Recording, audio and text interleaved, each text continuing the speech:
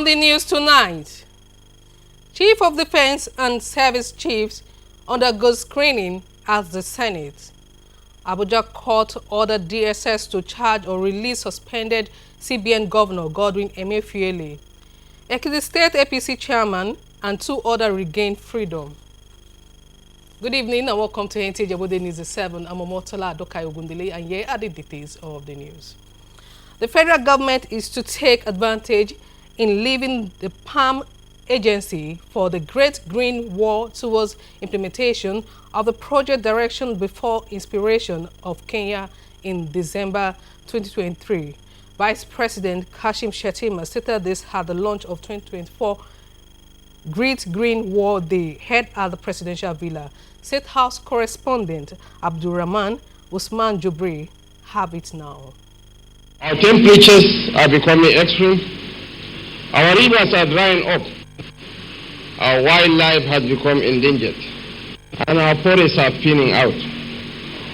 We are not only at the mercy of a wall with inadequate green landscapes, but we are also forced to migrate towards greener pastures, literally. This frightening reality is why we are gathered here today. This is what has inspired the Great Green Wall project.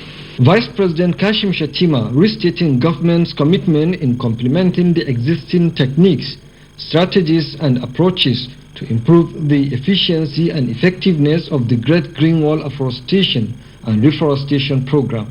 I appeal to all of us to see this initiative as an emergency rescue operation. We inherited a dream that we can't afford to relegate because doing so isn't even an option.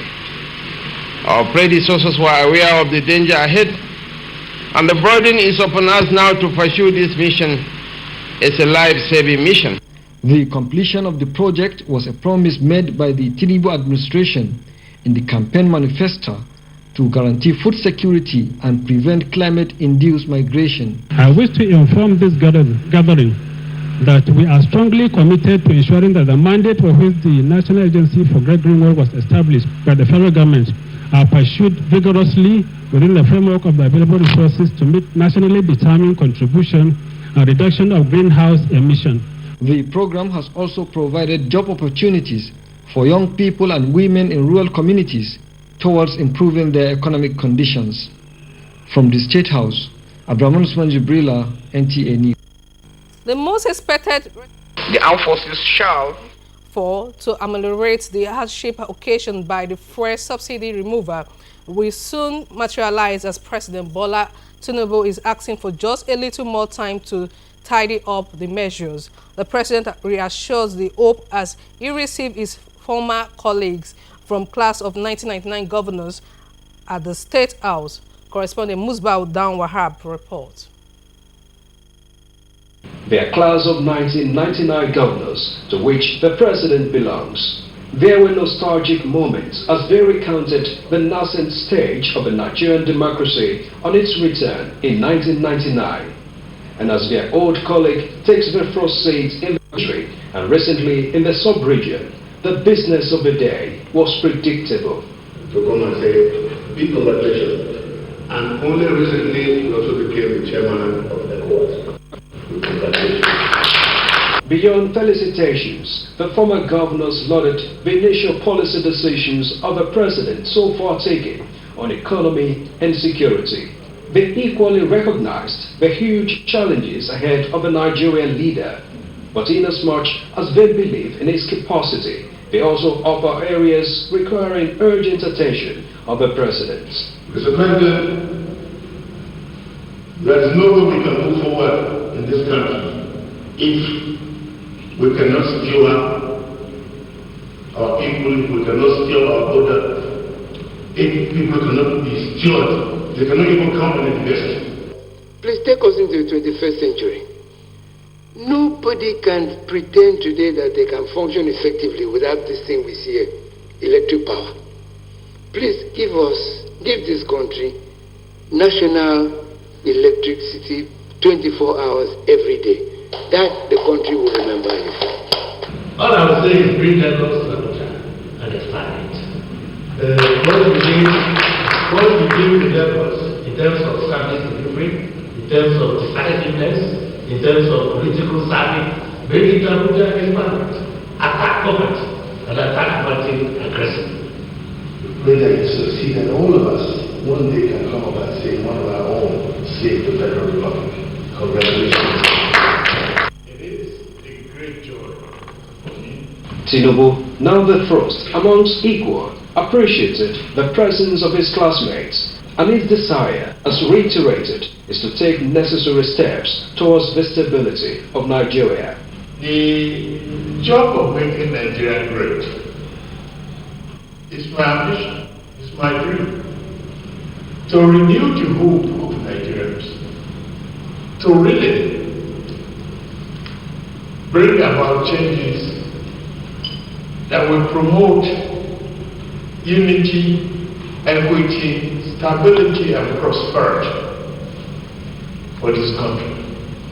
Irrevocable commitment to humanity that we must have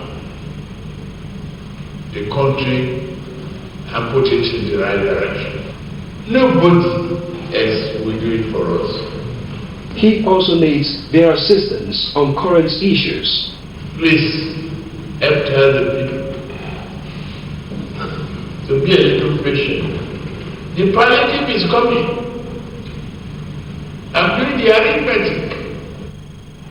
I don't want people the cash transfers to fall into wrong hands. So please help persuade them to be a little patient. I know it pinches. I know it is difficult. But at the end of the day, we are going to all rejoice in the prosperity of this country. May God bless you. 19 former governors from class 99 made up the visiting delegation. Prayers to those who have departed.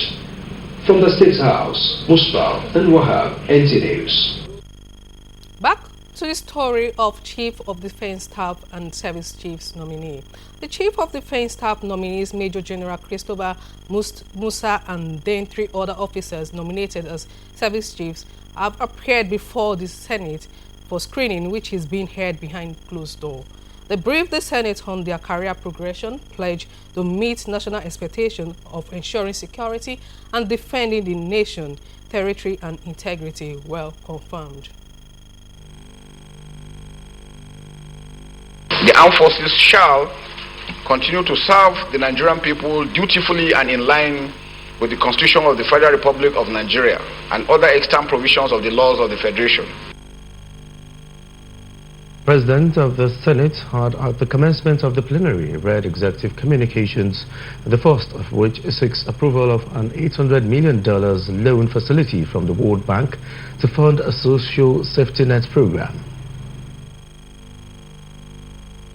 You may also wish to note that the purpose of the facility is to expand coverage of shock-responsive safety net support for the poor and vulnerable Nigerians, and to help them cope with the cost of meeting basic needs.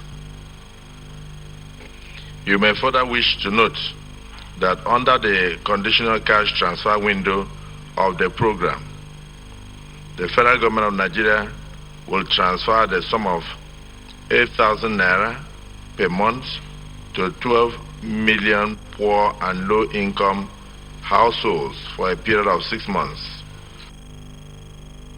The President also seeks Senate approval to amend the 2022 Supplementary Appropriation Act by extracting 500 billion naira out of the 819 billion naira for the provision of palliatives to cushion the effect of subsidy removal.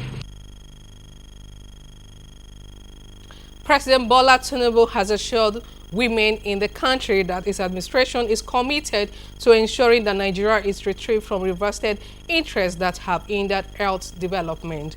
In a statement through his special advisor, Special Duty Communication and Strategy, the president assured them of adequate security, healthcare and industrialization. The report. The president, who spoke when he received the All Progressives Congresswomen leaders in the 36 states and Federal Capital Territory, Abuja, led by the APC National Woman Leader, Dr. Beth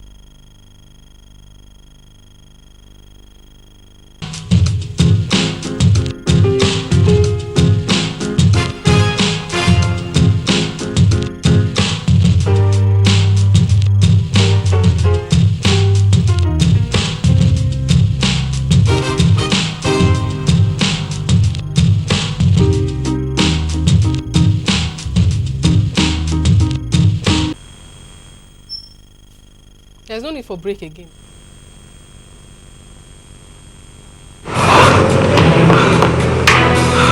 I want the equipment I need to do my job.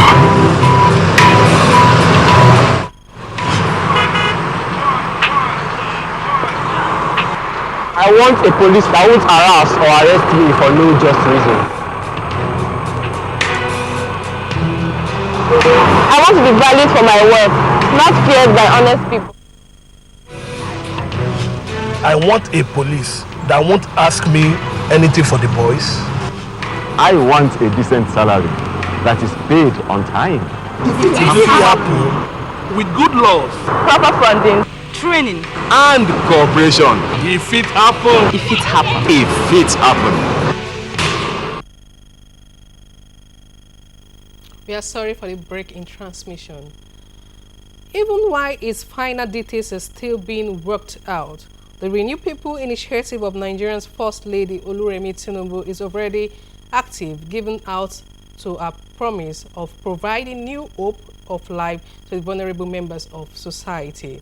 57 families affected by the June 25th flood at Trademore Estate are the first beneficiaries as they took deliveries of palliative from the initiatives.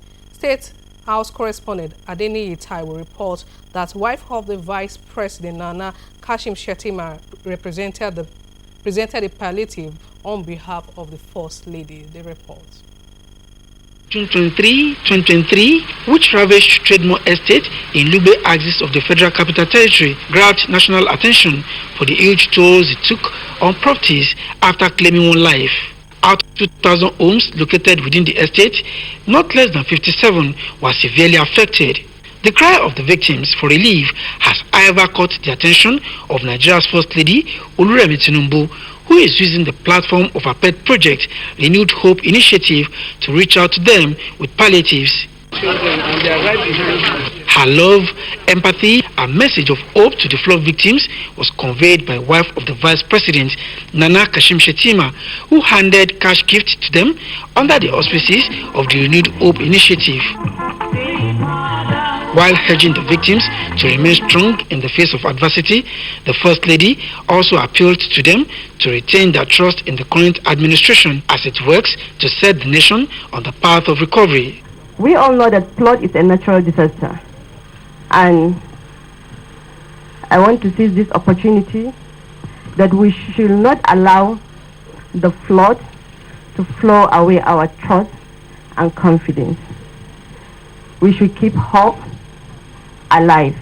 With its interventionist agenda, the Renewed Hope Initiative as a national program will complement efforts of government at all levels in the area of providing welfare and empowerment for the needy.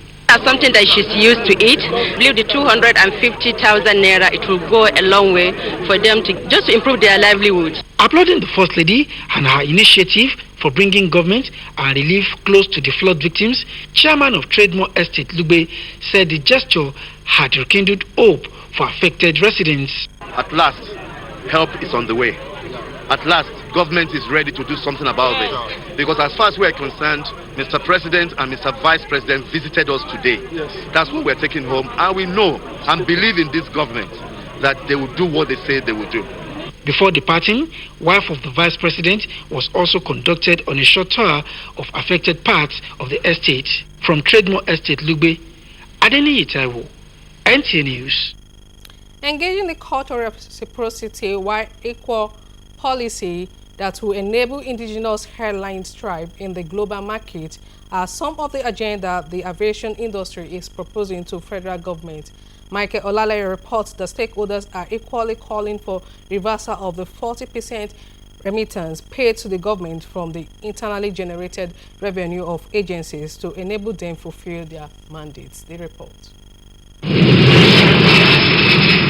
A new chapter is set to be opened in the historical compendium of the aviation industry, but behind the scene are more reality checks which key players say revolved around the circumstances surrounding the concessioning of some airports and the many unanswered questions generated by the unveiling of a national carrier. In an attempt proposing the content that should dominate the new book, stakeholders say The federal government should give more support to airlines flying the Nigerian flag, while efforts should be made in review with the Bilateral Aviation Safety Agreement, BASA, which allows for mutual cooperation in areas covering airworthiness, flight operations, and environmental certification. Government must review this BASA. Government must enforce reciprocity before they start talking about repatriation of funds. To also stop foreign airlines from flying multiple entry points into Nigeria, because they are taking away our businesses. Apart from the business aspect of airport operations, others suggested development of infrastructure with attention given to upgrading of air navigational system and remodeling of airports to meet global needs. We should no longer have reasons to close our airports for VIP movements. Technology has made it easy for you to know when a VIP is traveling and create a corridor or a window within the airspace infrastructure where they will not be interrupted. Is this 40% removal from the IGR of the agency? I think the new regime should look into that by way of finding ways to reduce it. While hoping that the federal government will investigate the $500 million loan obtained for the construction of new terminals at some airports, the stakeholders suggested a 25-year strategic plan which will put into consideration infrastructural and human resources requirements for the industry. In Lagos, Michael Olaleye, NT News. Legal practitioners in the country, particularly young lawyers, have been charged to build a good name and integrity for themselves, as well as protect the profession while growing their legal practices. The Chief Judge of Ogun State, Justice Mosumola Dikpewolu, gave the charge while speaking with members of the bar and bench at the annual lecture of the Nigerian Bar Association in Ijebu-Ode branch. Anthony Gadonu reports that the event also marks the silver jubilee of the branch. Details of this report will come to you in a subsequent bulletin.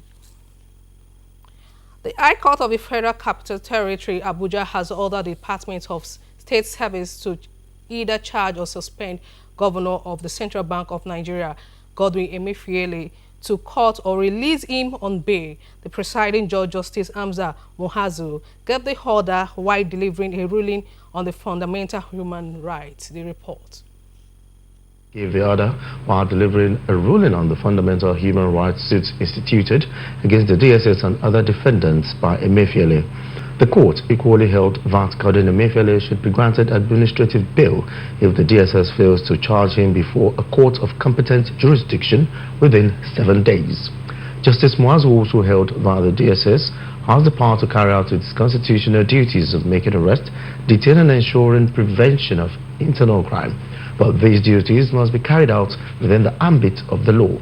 Emefiele, as the plaintiff, had dragged the office of the Attorney General of the Federation and Minister of Justice and the DSS before the court, seeking enforcement on his fundamental human rights to freedom of movement and dignity to human life.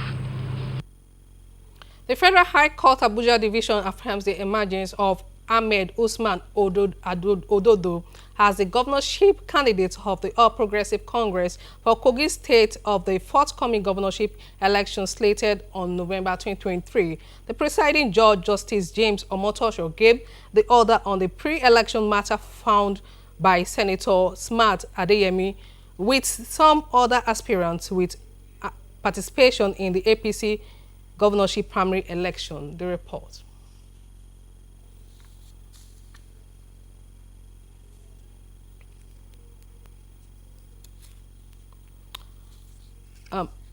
Tackling corruption headlong in Nigeria and making conscious efforts to plug all government leakages remains integral to reducing cost of governance in Nigeria.